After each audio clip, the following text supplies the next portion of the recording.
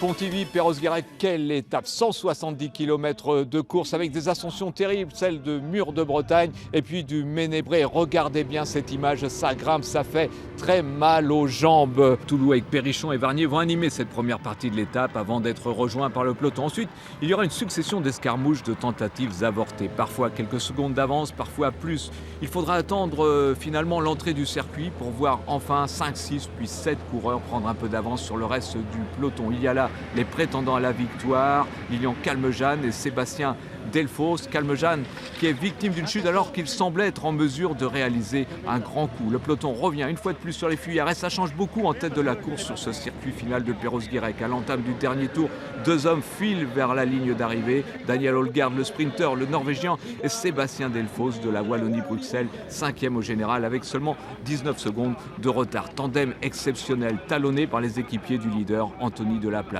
20 secondes d'avance à 10 km de l'arrivée. Ils vont tenir. Daniel Holgard s'impose au sprint devant Delfos et Megerli. Et derrière, juste derrière, qui voit-on apparaître? Lilian Calmejane qui, malgré sa chute, termine 4e de l'étape. Ils prennent du temps sur moi, ils prennent des bonifs et moi je suis comme un con derrière, 4e. Bon, j'avais les jambes pour gagner, mais bon, c'est pas grave. Ça aurait pu être pire quand même parce que tu tombes, voilà. Ouais, ça aurait pu être pire, mais bon.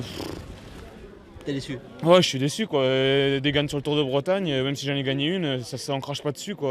Aujourd'hui j'avais les jambes pour, ça fait chier. Lilian Calmejane est désormais 3e du général, juste derrière Anthony Delaplace, 2e qui perd son maillot de leader. Et Sébastien Delfos est le nouveau patron du Tour de Bretagne. Et c'est le moment de remonter le temps. Souvenez-vous, 1977, Bernard Hinault dispute le Tour de l'Avenir. Il y a cette image incroyable. Nous sommes dans le col de Porte. Notre champion chute dans le ravin. Puis on le voit remonter, repartir, mettre pied à terre et se relancer, aidé par un mécano. Hinault, c'est un caractère, une force. Aurait-il pu remporter un 6e Tour de France? Eh bien, Georges Cadieux a sa petite idée sur la question. La carrière de Bernard Hinault est exceptionnelle.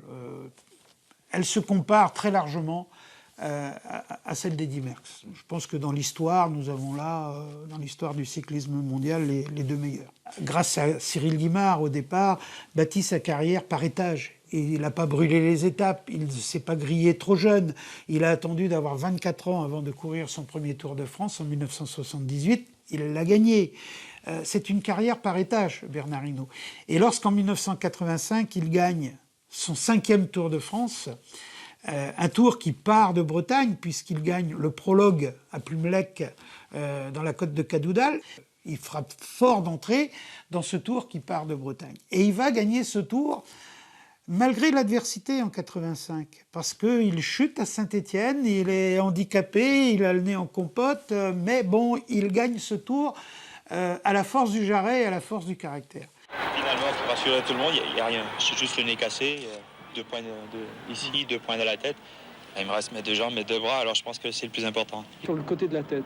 Oh, c'est rien, ça c'est rien. 2 points, marque de fabrique, ici le nez cassé, et autrement le reste, il n'y a rien du tout. Il aurait pu, je suis de ceux qui pensent que Bernard Hinault aurait dû gagner un 6e tour en 1986. Seulement voilà, en 85, il avait fait la promesse à Greg LeMond, son coéquipier, qu'il l'aiderait à gagner le tour de l'année suivante. Parce que Greg LeMond, en 85, était sans doute un peu plus fort que Bernard Hinault, et il a joué son rôle d'équipier en laissant Bernard Hinault gagner son 5e Tour de France. Enfin, Hinault l'a gagné aussi à la force du jarret. 86, Bernard Hinault était sans doute plus fort, mais il avait fait une promesse.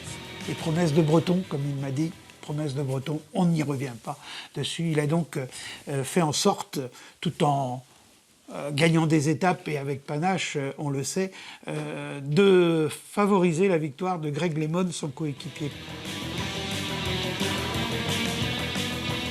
Et pour l'anecdote, eh bien, Greg LeMond, le coéquipier de Bernard Hinault, avait disputé en 1980 le ruban granitier, l'ex-Tour de Bretagne. Retour sur la course et petite surprise, voici Jean-Marc Seigné et Christophe Rousseau au pied du mur.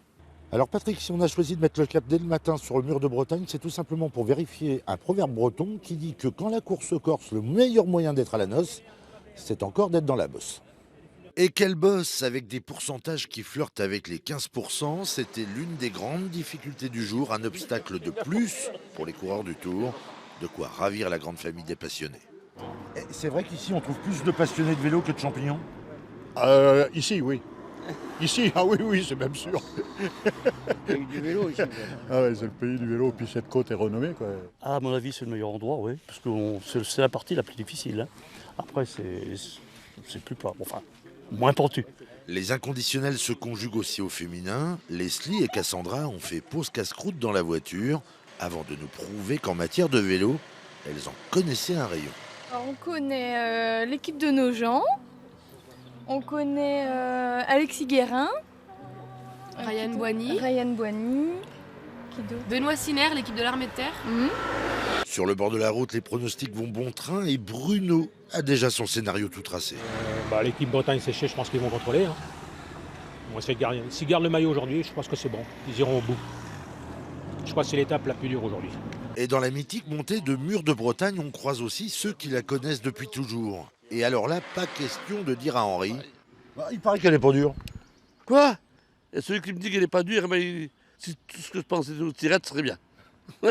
Moi, je l'ai monté en 55, d'ici tous les matins. Je l'ai monté en vélo avec un vieux vélo de femme pour apprendre mon métier à corder.